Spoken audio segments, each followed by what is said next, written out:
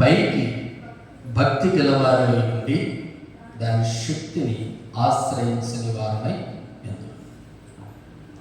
భక్తిలో ఉన్న శక్తిని ఆశ్రయించండి. ప్రభుత్వం ఏమంటున్నాడు? భక్తిలో ఉన్న శక్తిని మీరు ఆశ్రయించండి. భక్తి చేస్తున్నారు కానీ దాని శక్తిని మీరు పొందుకోలేకపోతున్నారు అంటున్నాడు. ఈ రోజున భక్తిలో ఉన్న శక్తిని మనమందరం పొందుకుందాముగాక. ఆమేన్. హల్లెలూయా. పైకి భక్తిగా కాదు, భక్తిలో ఉన్న శక్తిని కూడా మీరు పొందుకోనండి. దేవుడిని ప్రార్థన చేయడమే కాదు, ఆ ప్రార్థనలో ఉన్న శక్తిని కూడా మీలో ఉండాలి. అయ్యా మేము ప్రార్థనలో, అయ్యా మేము భక్తి చేస్తున్నామని కాదు, ఆ భక్తిలో ఉన్న శక్తి నీలో ఉందా అని ప్రభు అడుగుతున్నాడు. ఆ భక్తిలో ఉన్న శక్తిని ఆశ్రయించావా? నీలో ఉన్న భక్తిలో ఉన్న శక్తి నీలో నిలబడి ఉందా? ఈ దినమందు మీరు జాగ్రత్తగా గమనించాలని ప్రభు పేరును కోరుతున్న సామెతలు 22:4 సామెతల గ్రంథం 22వ అధ్యాయం, సామెతలు 22:4 యెహోవా యందు భయభక్తులు కలిగి ఉండుట వినయమునకు ఐశ్వర్యము ఘనతయు జీవమును దాని వలన కలుగును. ఇప్పుడు మీరు ఊరికి భక్తి చేస్తున్నారు, ఆ భక్తిలో ఉన్న శక్తి ఏమిటో ప్రభు చెప్తూ ఉన్నాడు. యెహోవా యందు భయము భక్తి భయభక్తులు కలిగి ఉండుట వినయమునకు ప్రతిఫలం. వినయమునకు ప్రతిఫలం ఏం కలుగుతుందంటే, భక్తి ఉండి వినయం ఉంటే ఐశ్వర్యం ఘనత జీవము దాని వలన కలుగు. ఐశ్వర్యము ఘనత జీవం అంటే ప్రాణం. దేవుడి యందు మనం భక్తి చేసామంటే మనకేముండాలి? ఇవన్నీ ఖచ్చితంగా ఉండాలి. హల్లెలూయా. దేవుని శక్తి నువ్వు పొందుకున్నట్లయితే పైకి భక్తి గలవారై ఉండి దాని శక్తిని ఆశ్రయిస్తున్నారా? దానిలో ఉన్న శక్తి మీరు తెలుసుకుంటున్నారా? దానిలో ఉన్న భక్తిలో ఉన్న శక్తి మీకు తెలుస్తుందా? ఏంటంటే యెహోవా యందు భయభక్తులు కలిగి ఉండి ప్రభు అంటున్నాడు, దాని ప్రతిఫలం ఏమిటయ్యాలి అంటే ఐశ్వర్యం ఘనతయు జీవము దాని వలన కలుగు. భక్తి చేసే వారికి ఇవన్నీ ఉంటాయి. ఐశ్వర్యం ఘనత అలాగే జీవం రెండు ఆయుష్ ఉంటుంది. చాలామంది రోజున పైకి భక్తిగా కనబడుతున్నారు కానీ దాని శక్తిని తెలుసుకోలేకపోతున్నారు. అయ్యా దేవుని ప్రార్థన చేస్తే నాకు ఎక్కువ శ్రమలు కలుగుతున్నాయనే వాళ్ళు ఉన్నారు. ఎలాగా? యోబులాగా అయ్యా నాకు ఎక్కువ శ్రమలు కలుగుతున్నాయన్న వాళ్ళు ఉన్నారు. శ్రమలకు నిలబడగలిగితే నీకు ఐశ్వర్యం, శ్రమలకు నిలబడితే నీకు ఘనత, శ్రమలకు నిలబడితే నీకు జీవం వీటి వల్ల కలుగుతుంది అంటున్నాడు. అందుకే పైగా భక్తి చేయదండి. భక్తి చేస్తే పరిపూర్ణమైన భక్తిలోనికి మీరు రండి అని ప్రభు మాట్లాడుతూ ఉన్నాడు. దానియేలు గ్రంథం 3వ అధ్యాయం మాట చూద్దాం. దానియేలు గ్రంథం 3వ అధ్యాయం 17వ వచనం. 3:17 దానియేలు గ్రంథం 3వ అధ్యాయం 17వ వచనం. మేము సేవించుచున్న దేవుడు మండుచున్న వేడిమి గల ఈ అగ్నిగుండములో నుండి మమ్ములను తప్పించి రక్షించుటకు సమర్థుడు. హల్లెలూయా. దేవుడు ఇక్కడ షడ్రక్ మేషకులు ఏమంటున్నారు? ఆ పాపను కాస్త జాగ్రత్త. ఏమంటున్నాడంటే, మేము పైగా భక్తి చేయలేదు, ఆ భక్తిలో ఉన్న శక్తిని మేము తెలుసుకున్నాం. ఏమంటున్నారు?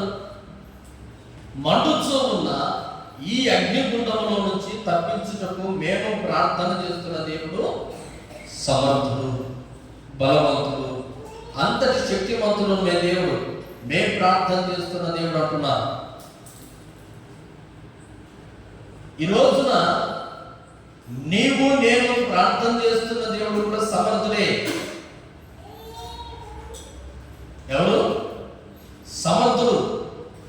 దేనికి? నిన్ను దేనిలో నుంచి ఎంతటి శ్రమలో నుంచైనా తప్పించడానికి సమర్థుడు మనం ఆరాధిస్తున్న దేవుడు. అయితే వీరంటున్న మాట ఏమిటి? మరియు నీ వశమున పడకుండా ఆయన మమ్మను రక్షించును. ఒకవేళ రక్షించకపోయినను రాజా నీ దేవతను మేము పూజించు. అలాగే ఒక తీర్మానం, మా దేవుడు పాపం జాగ్రత్త. హల్లెలూయా. ఏమంటున్నాడు? మేము ఆరాధన చేస్తున్న దేవుడు సమర్థుడు. వాళ్ళలో ఉన్న భక్తి ఏమిటంటే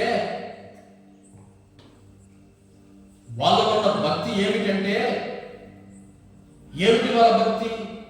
ఎంత శ్రమ వచ్చినా, ఎంత ఇబ్బంది కలిగినా, ఎంత ఇరుకు కలిగినా, మేము ఎంతగా శ్రమ రాని మేము మా దేవుని మేము వదలం. ఎందుకయ్యా అంత భక్తి మీకు? అదే భక్తి చేశారు అంటే మిమ్మల్ని ఇదిగో అగ్నిగుండంలోకి మేము పంపుతాము. ఏమంటున్నారు? అగ్నిగుండంలోకి మిమ్మల్ని పడవేస్తాము అంటే మిమ్మల్ని మేము అగ్నిగుండంలో చంపేస్తాము. వారు భక్తి పరులే, ఈరోజు మనము భక్తి పరులు. వారు పైకి భక్తిలా కాదు, ప్రాణం పోయినా సరే మా దేవుణ్ణి మేము వదలము, మా దేవుడు సమర్థుడు, ఈ అగ్నిగుండంలో నుంచి తప్పించుటకు మా దేవుడు సమర్థుడని ఒక ధైర్యం కలిగిన మాట, భక్తి కలిగిన మాట చెప్పారు. ఈరోజు నా మాట నువ్వు నేను చెప్పగలమా? అంత భక్తి నీలో ఉందా? అంత భక్తి మనలో ఉందా? ఎన్ని శ్రమలను రాని నా ప్రభు ప్రార్థన మాత్రం వదలను. ఒక ధైర్యం. భక్తి చేసేవాడికి ఏముంటుందంటే ధైర్యం ఉంటుంది. ఏముంటుంది? అది నిజంగా భక్తి చేసేవారికి ఎన్ని శ్రమలను రాని, ఎన్ని ఇబ్బందులను రాని ఒక ధైర్యం. ఎందుకంటే ఆ ధైర్యం నీలో లేకపోతే నీలో ఉన్న భక్తి కొంచెంగానే ఉంటుంది. ఈ రోజున ప్రాణాపాయం నుంచి ప్రభు తప్పిస్తాడు, ఈ శ్రమ నుంచి మమ్మల్ని ప్రభు కాపాడుతాడు. ఒక ధైర్యం. అందుకే పైకి భక్తి కలిగిన వారి దాని శక్తిని మీరు ఆశ్రయిస్తున్నారా? పైకి భక్తి చేస్తున్నారు, దానిలో ఉన్న శక్తి ఏమిటో తెలుసా? పైగా భక్తి మాట్లాడుతున్నారు, పైగా దేవుని ప్రభువును ప్రార్థన చేస్తున్నారు. ఎంతటి శ్రమలోనైనా ప్రభు విడిపించగలగ నమ్మకం మీలో ఉందా? ఈ రోజున ప్రతి చిన్న విషయానికి భయపడుతూ ఉన్నారు. అయ్యో నా జీవితం ఏమైపోతుందో, నా జీవితం ఏమైపోతుందో కలవరపడిపోతున్నారు. నా జీవితంలో ఈ బలహీనతలో, ఈ బాధలో ఇట్లాగనే నాశనం అయితేనేమో అని బలహీనతల వైపు చూస్తున్నారు. కానీ నీలో ఉన్న భక్తిని నీవు కృంగజేస్తున్నావు. శ్రమలలో నీవు ఒకవేళ కృంగిన వాడు కాకూడదని లేఖనాలు చెబుతూ ఉన్నాయి. శ్రమ కలిగినప్పుడు నీవేం చేయాలి? భక్తి చేయాలి. అందుకే పైన భక్తుల హృదయపూర్వకమైన భక్తులు. మీ భక్తి ఏమిటి? శ్రమ వచ్చినప్పుడు భయపడిపోతున్నావా? దేవుని పిల్లలైతే, నిజంగా దేవుని ప్రార్థన చేసే బిడ్డలైతే ఎంత శ్రమను అని ఏమంటారంటే, ఈ శ్రమలో మేము ప్రార్థన చేస్తాం, మేము దేవుని భక్తి చేస్తాం, నా దేవుణ్ణి మేము వదలము అని ఎందుకంటే ఈ శ్రమ నుంచి ప్రభు తప్పిస్తాడు ఒక నమ్మకం వారికి ఉంది. ఈ రోజున నీవు కూడా నిజముగా ప్రభు యందు ప్రార్థన పరుడవైతే, భక్తి పరుడవైతే, నీకెన్ని శ్రమలు వచ్చినా ప్రభు తప్పించునుగాక. ఆమేన్. హల్లెలూయా. అది ఎంతటి శ్రమలు, అగ్నిగంధకములను కాల్చే శ్రమలైనా, నిన్ను మరణాన్ని తీసుకుని పోయే శ్రమలైనా, నిన్ను నశింపజేసే శ్రమలైనా, నీ యొక్క నిలబడ్డా కూడా నీకు ధైర్యముగా ఉండి ప్రభుకు ప్రార్థన చేసే భక్తి నీలో ఉంటే ఎంతటి శ్రమనైనా నా ప్రభు విడిపించుటకు సమర్థుడు. ఏమంటున్నాడు? అందుకే వారంటున్నాడు, వారి దేవుడు పెడుతున్నారు పేరేంటంటే, ఈ శ్రమను వేడి నుంచి అగ్నిగంధ నుంచి ప్రాణపరిచే ప్రభు మమ్మల్ని తప్పిస్తాడు. అంతటి సమర్థుడు, బలవంతుడు. మేము ఆరాధన చేస్తున్న దేవుడు సమర్థుడు, అసమర్థుడు కాదు. మనం ప్రార్థన చేస్తున్న దేవుడు నీ శ్రమలు చూస్తూ ఊరుకునే దేవుడు కాదు, సమర్థుడు దేవుడు. అయితే మా శ్రమలు ఎందుకు పోవడం లేదయ్యా? భక్తిలో లోపం. ఏమంట? భక్తిలో ఏదో ఒక చిన్న లోపం. అందుకే పైకి భక్తి గలగానే ఉండి ఆ భక్తిలో ఉన్న శక్తిని మీరు ఆశ్రయించడం లేదు, స్వీకరించడం లేదు, వాటిని మీరు పొందుకోవడం లేదు. ప్రభావం ఈ రోజున చాలా మంది జీవితాల్లో ఎలా ఉంటే, శ్రమలు వచ్చినప్పుడు వారి జీవితాలు, వారి భక్తి అంతా ఆరిపోతూ ఉన్నాయి. హోషేయ ప్రవచన గ్రంథం, హోషేయ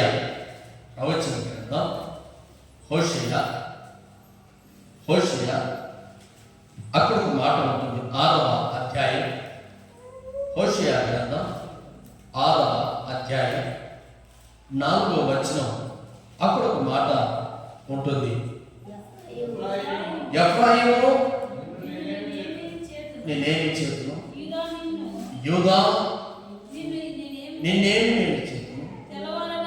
తెల్లవారగానే కనపడు మేఘములు ఎగిరిపోనట్లును, ప్రాతకాలమున పడు మంచు ఆరిపోనట్లును నీ భక్తి నిలవకపోవు. హల్లెలూయా.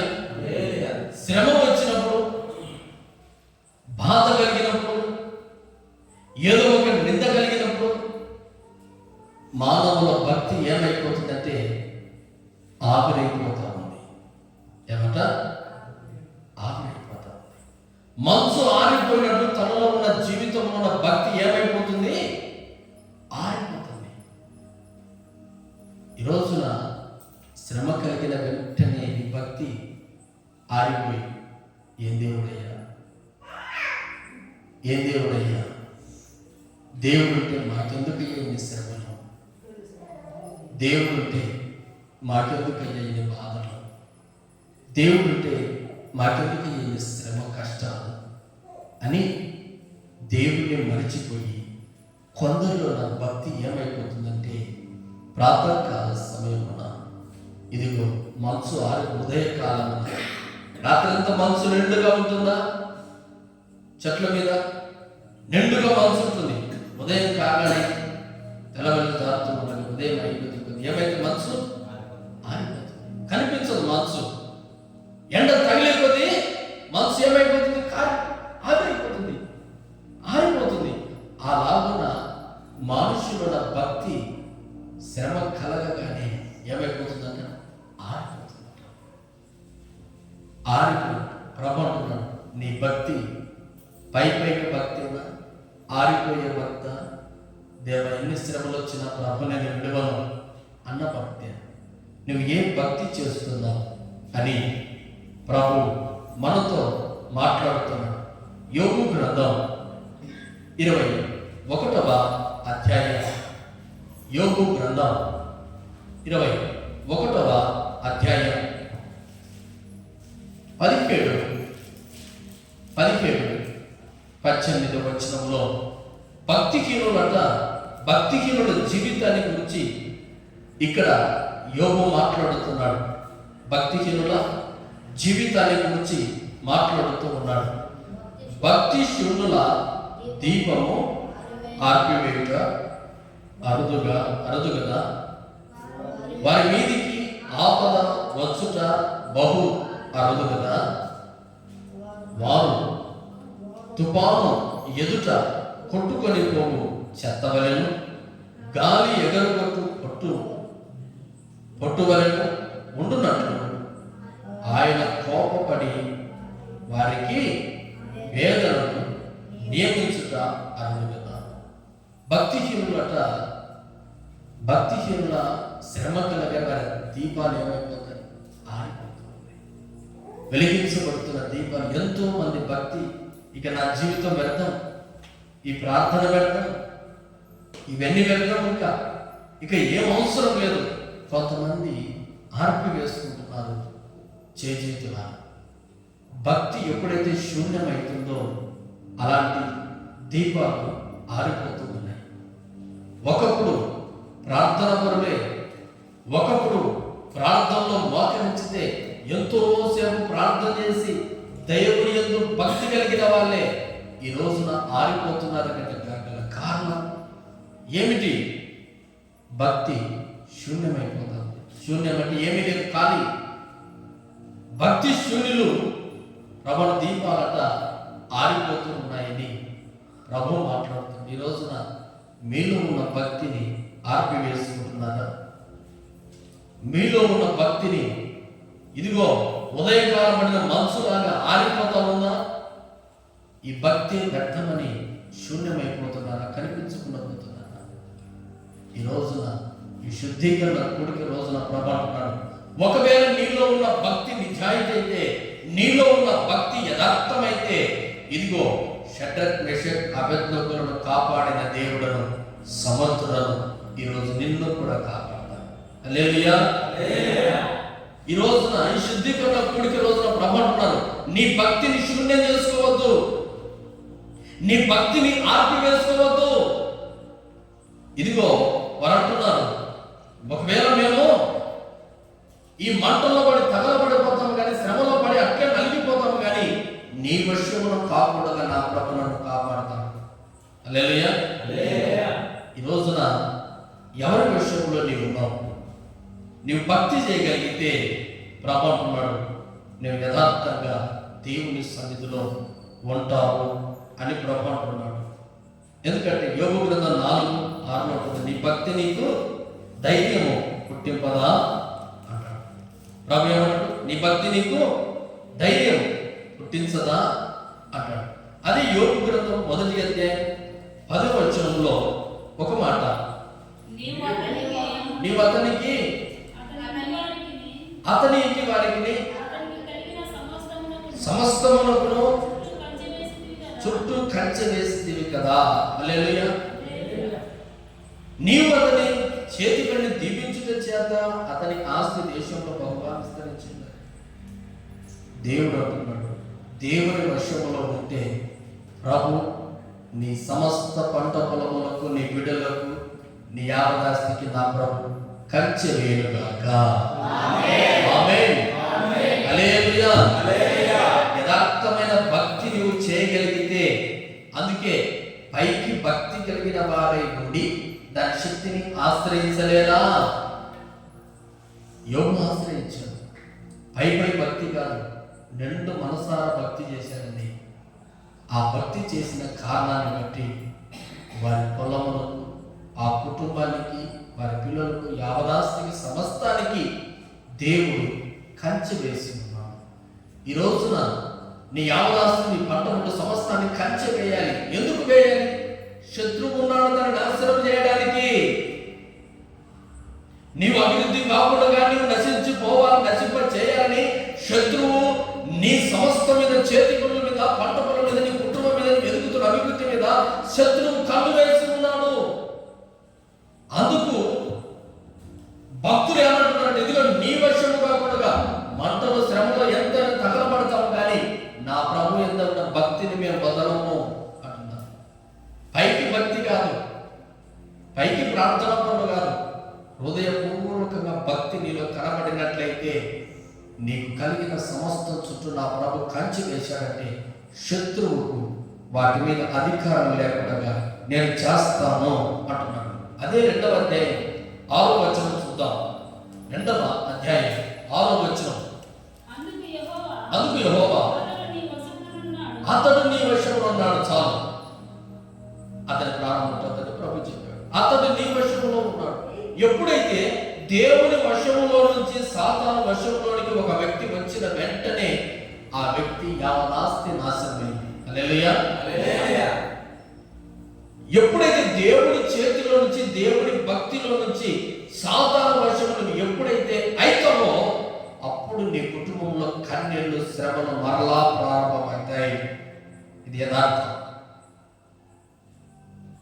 ఒక భక్తిపరుడు సాతాను వశం ఎప్పుడైతే అవుతాడో, ఒక భక్తిపరుడు సాతాను వశం, అందుకే అతడు నీ వశంలో ఉన్నాడు, అతని ప్రాణం అతను నీ వశంలో ఉన్నాడు.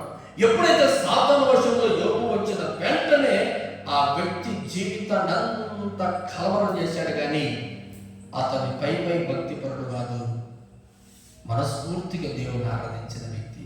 ఇది ప్రాణం పోయిన ఎంత శ్రమలని నా ప్రభును మాత్రమే వదలని పట్టుబదలకుండా ప్రార్థన చేశాడు.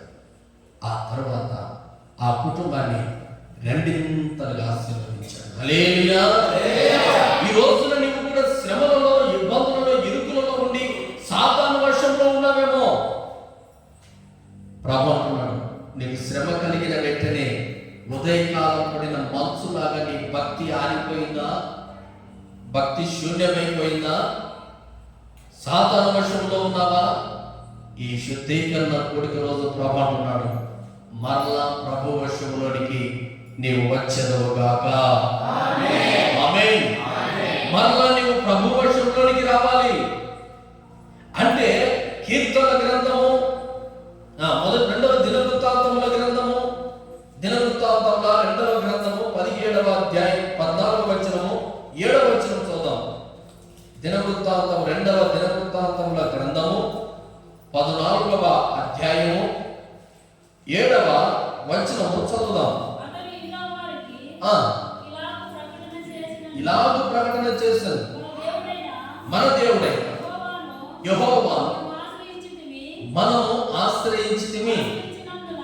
ఆశ్రయించినందున ఆయన మన చుట్టూ హల్లెలూయా. ఏం కలిగజేశాడట? నెమ్మది.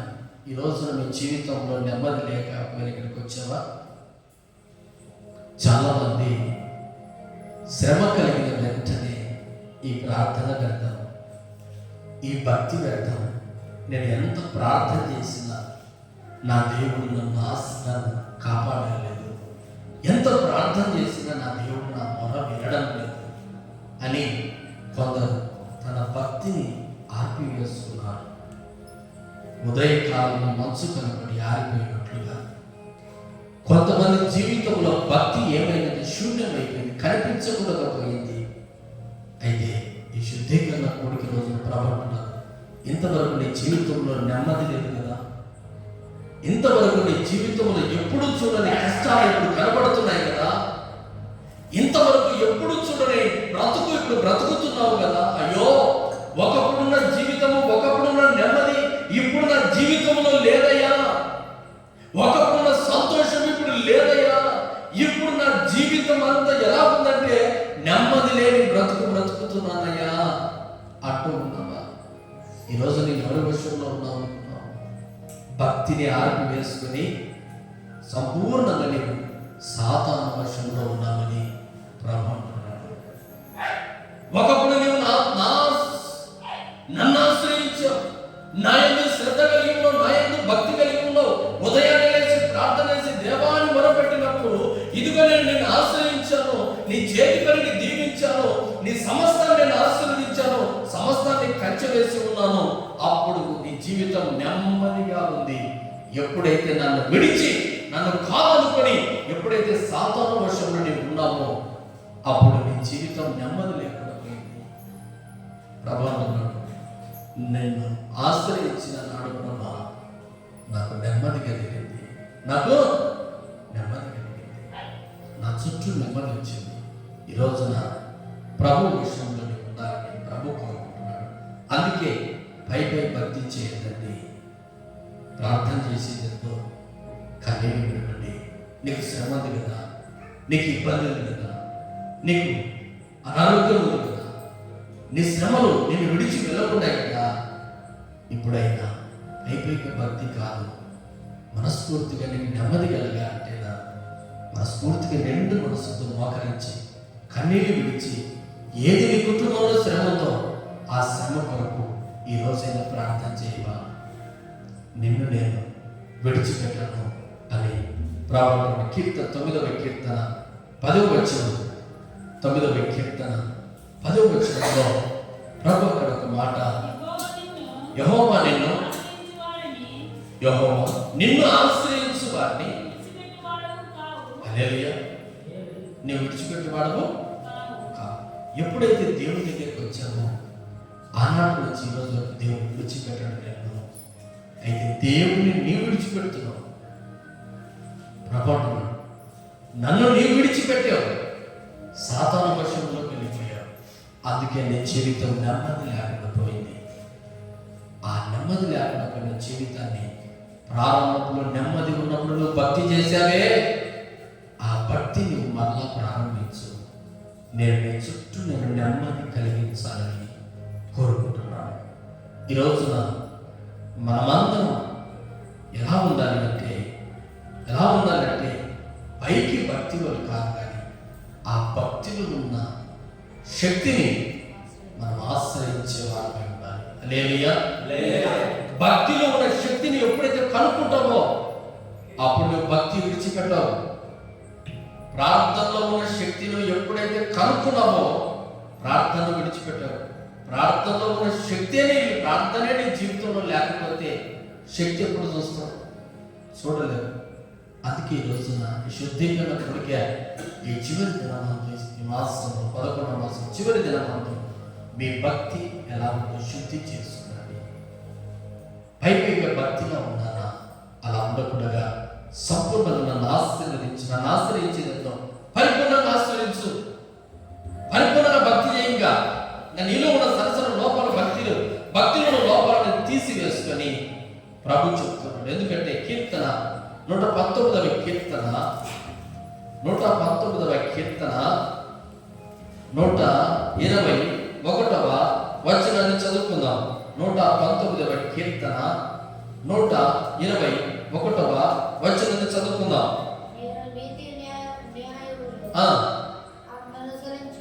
అనుసరించుచున్నాను.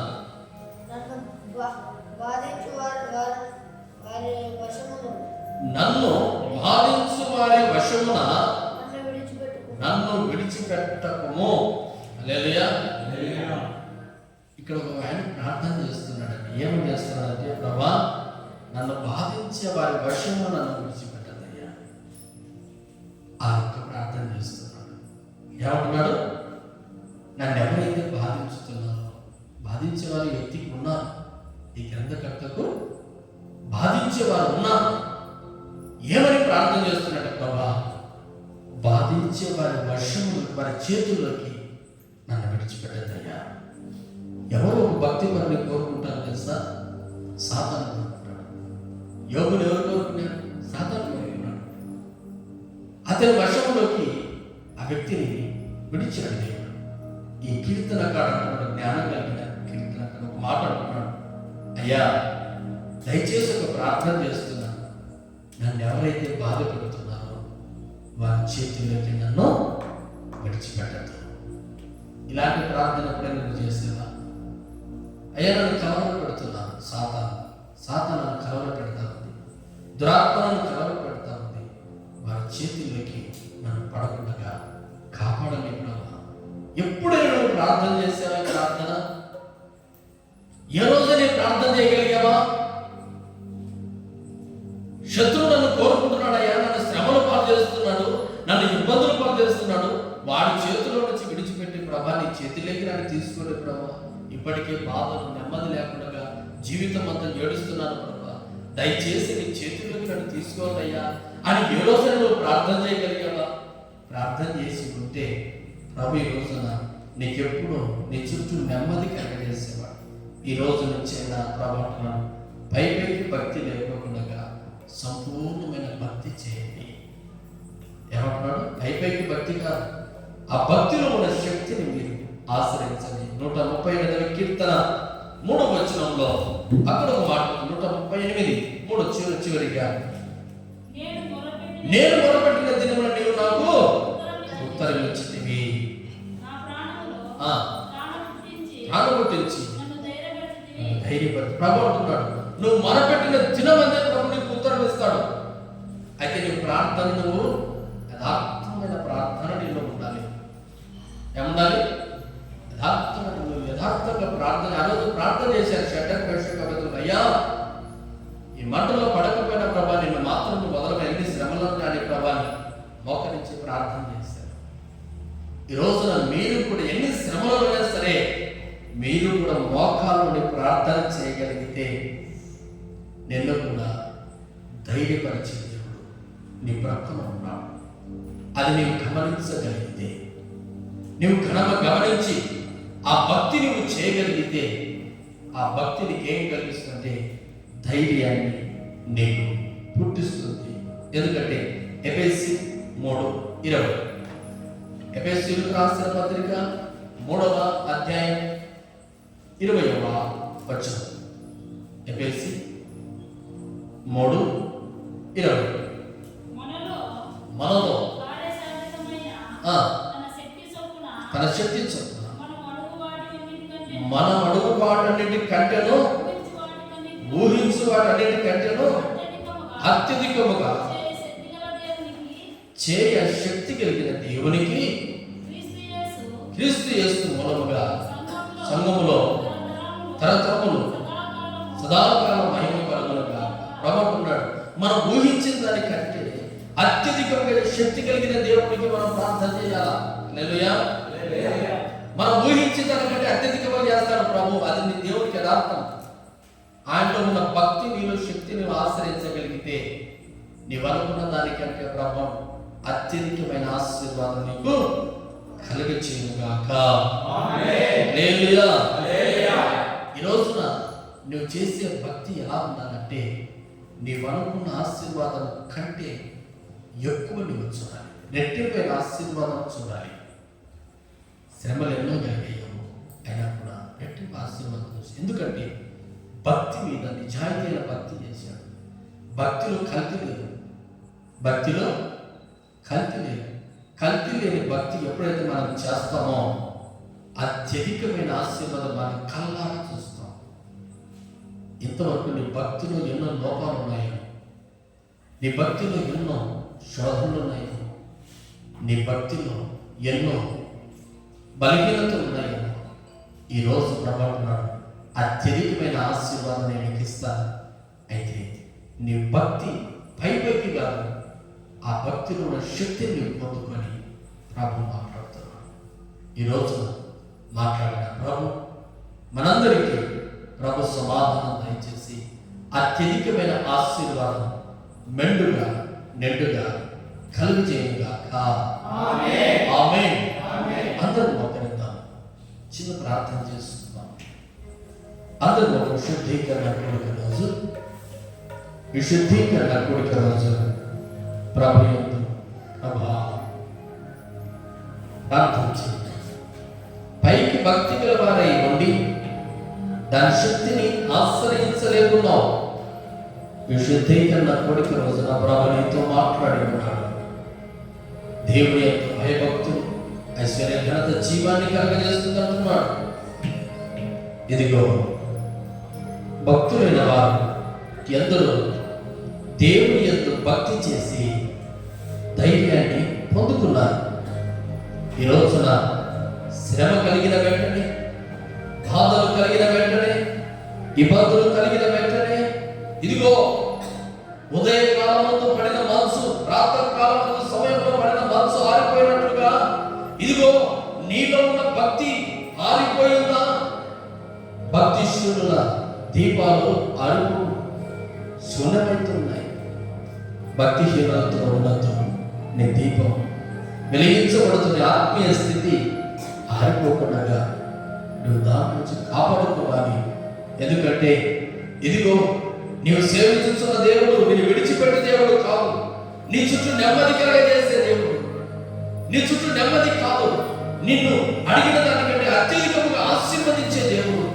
అలాంటి దేవుడిని ఆశ్రయించకుండా నీలో ఉన్న శ్రమలకు అధైర్యపడి బలహీనతలకు ఇదిగో నీవు సాధారణ వర్షంలో కాకుండా ఉన్నారని ప్రభు అన్నాడు. పైకి భక్తి గలవారు కాదు, దాని ఉన్న శక్తిని నీవు ఆశ్రయించాలి అంటున్నాను. ఈ రోజు నుంచి ప్రార్థన మరలా నువ్వు ప్రారంభించు. నీ జీవితంలో ప్రార్థన లేక నీ జీవితం అంతా నెమ్మది లేకున్నది కదా. లోకపు మాటల చేత, లోకపు క్రియల చేత నీలో కూడా భక్తి నాశనం అయిపోయింది కదా. ఈ రోజు నుంచి ప్రభు నీతోనే మాట్లాడుతున్నాడు. పైకి భక్తిగా కనబడుతున్నావు, నీలో శక్తి లేదు. పైకి భక్తిగా కనబడుతున్నవి కానీ పైకి భక్తురాలుగా, భక్తిపరునిగా నీవు కనబడుతున్నావు, కానీ నీలో భక్తిలో ఏదో ఒక లోపం కనబడుతుంది. నీలో భక్తి లేదు, అసలు భక్తి శూన్యమైపోయింది, కనిపించలేదు ప్రభుకు. అందుకే నీ నోటి నుంచి ప్రార్థన రాకున్నది, అందుకే నీ నోట స్థుతి లేకున్నది, అందుకే నువ్వు ఎక్కడ ప్రార్థన చేసినా ఆ ప్రార్థన కలబడుతుంటే లేకుండా పోతున్నది.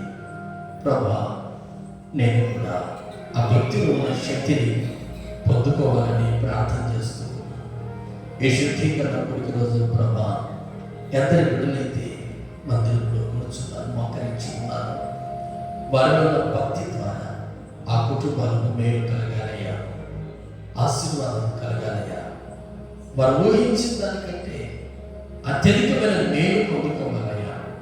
ఈ విధానంగా మీరు ఈ కుటుంబాన్ని ఆశీర్వదించండి. ఈ విధానంగా మీరు ఈ కుటుంబాన్ని బలపరచండి. ఈ విధానంగా మీరు ఈ కుటుంబాన్ని క్షమాభివృద్ధిని నడిపించండి. కృప